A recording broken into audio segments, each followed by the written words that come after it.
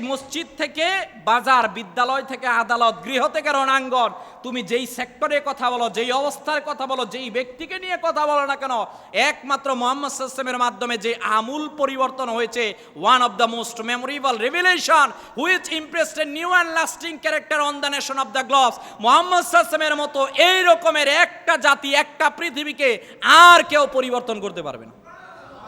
ইয়া রাসূলুল্লাহ সাল্লাল্লাহু আলাইহি ওয়াসাল্লাম, ওয়াল কলামি ওয়া মা ইয়াসতুরুন, ওই কলমের শপথ, ওই ফেরেশতাদের শপথ যারা লিপিবদ্ধ করেছে, আমি আল্লাহ রাব্বুল আলামিন চূড়ান্তভাবে জানিয়ে দিলাম যে আপনার মতো মহান চরিত্রের অধিকারী পৃথিবীর মধ্যে আর আসবে না। কোনো কলমও আপনার মতো মহান চরিত্রের এই অধিকারী আর লিখতেও পারবে না।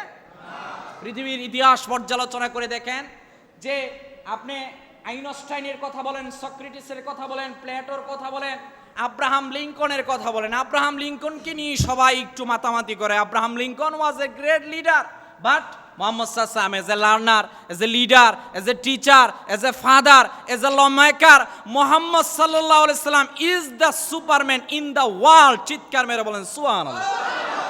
যে সবাই বলেছে একজন পিতা হিসাবে, একজন শিক্ষক হিসাবে, একজন নবী হিসাবে, একজন মানবতার মুক্তি হিসাবে মুহাম্মদ সাল্লাল্লাহু আলাইহি ওয়াসাল্লামের মতো সুপারম্যান পৃথিবীর মধ্যে আর একজন আসে নাই, কিয়ামত পর্যন্ত আসার কোনো সুযোগও এই সুযোগ আল্লাহ দেন নাই। এইটা একমাত্র মুহাম্মদ সাল্লাল্লাহু আলাইহি ওয়াসাল্লামের ক্ষেত্রেই আল্লাহ দিয়েছেন।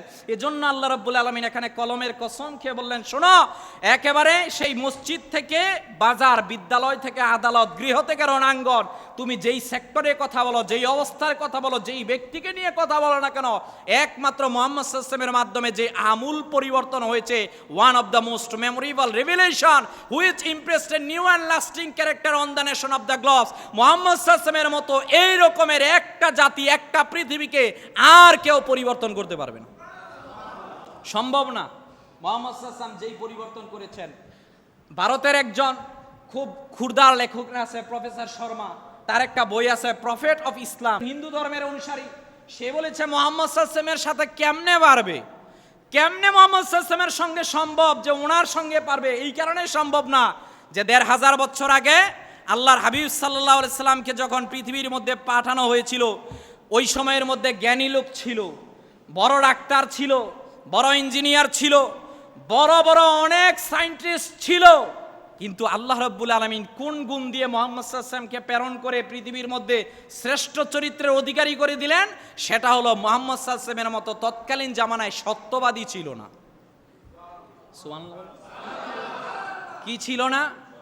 সত্যবাদী ছিল না, একজন সত্যবাদী ছিল না। হ্যাঁ, আবু জাহেল, আবুল হাকাম অনেক বড়, তার কাছে আমানত রাখলে ওই আমানত দ্বিতীয় দিন পাওয়ার কোনো সুযোগ। ওয়ালিদ বিন মুগিরা, যারা যারা বড় বড় রয়েছে এদের কাছে আমানত রাখা যায় ঠিক, সকালবেলা পাওয়ার কোনো সুযোগ নাই। একটা ইয়েতিম তার কাছে নিরাপদ নয়, একটা অনারব বেদুইন ব্যক্তি তার কাছে নিরাপদ নয়, একটা বিদেশি তার কাছে নিরাপদ নয়। কিন্তু মুহাম্মদ সাল্লাল্লাহু আলাইহি ওয়াসাল্লাম কখনো মিথ্যাও বলেন না। ওনার কাছে আমানত রাখলে আমানত আবার ফিরিয়েও পাওয়া যায়, তিনি মানবতাও প্রতিষ্ঠা করেন। সবাই বলেছে মুহাম্মদ সাল্লাল্লাহু আলাইহি ওয়াসাল্লামের সত্যবাদিতার কাছে গোটা পৃথিবী ওই সময়ের মধ্যে মাথা নিচু করে যেন মুহাম্মদ সাল্লাল্লাহু আলাইহি ওয়াসাল্লামের কাছে হাতে হাত রেখে বায়াত দিয়ে বলেছে, মুহাম্মদ সাল্লাল্লাহু আলাইহি ওয়াসাল্লাম আপনার কাছেই পৃথিবী নিরাপদ। বলেন সুবহানাল্লাহ। Professor Sharma prophet of Islam বইয়ের মধ্যে সে লিখেছে, মুহাম্মদ সাল্লাল্লাহু আলাইহি ওয়াসাল্লাম এমন নবী ছিলেন যে মুহাম্মদ সাল্লাল্লাহু আলাইহি ওয়াসাল্লাম গোটা পৃথিবীকে আলোকিত করেছেন। সুবহানাল্লাহ। তিনি গোটা পৃথিবীকে আলোকিত করেছেন, কিন্তু ওনার ঘরে রাত্রেবেলা আগুনের প্রদীপ জ্বলতো না। চিন্তা করেছেন হাউ ইট পসিবল? এইটা আবার কেমনে সম্ভব? যদি আমরা এই সিচুয়েশনের মধ্যে হতো, যিনি মেন উনি তো খেতে খেতেই শেষ, কখন প্রজাদের সেবা করবেন? কথা বলেন না কেন? মুহাম্মদ সাল্লাল্লাহু আলাইহি ওয়াসাল্লাম এমন এক নবী ছিলেন, উনি গোটা পৃথিবীর মধ্যে প্রত্যেকের ঘরের মধ্যে আলো জ্বালিয়েছেন, গোটা পৃথিবীকে আলোকিত করেছেন। সিরাজা মুনিরা আল্লাহ রাব্বুল আলামিন ওনার ক্ষেত্রে বলেছেন, কিন্তু ওনার ঘরের মধ্যে আলো ছিল না। তিনি দিনের বেলা রোজা রাখতেন, তিনি দিনের বেলা উপোস আকারে থাকতেন। ওই একটা হিন্দুও সে লিখতে বাধ্য হয়েছে, প্রফেসর শর্মার, সে লিখেছে যে মুহাম্মদ সাল্লাল্লাহু আলাইহি ওয়াসাল্লামের বায়োগ্রাফি স্টাডি করে আমি দেখলাম যে মুহাম্মদ সাল্লাল্লাহু আলাইহি ওয়াসাল্লাম রাত্রেবেলায় এমনভাবে কান্না করতো, যেমন গরম পানিগুলো আপনি একটা ডেক্সির মধ্যে যদি দেন সেটা গরম যেমন আওয়াজ হয়, অনেক উচ্চ স্বরে আওয়াজ হয়, এক পর্যায়ে মুহাম্মদ সাল্লাল্লাহু আলাইহি ওয়াসাল্লাম এই রকমের রাত্রেবেলা কান্না করতেন। সেটা কান্নাটা দুনিয়ার কারোর জন্য থাকতো না, এটা ছিল পৃথিবীবাসীর জন্য কান্না।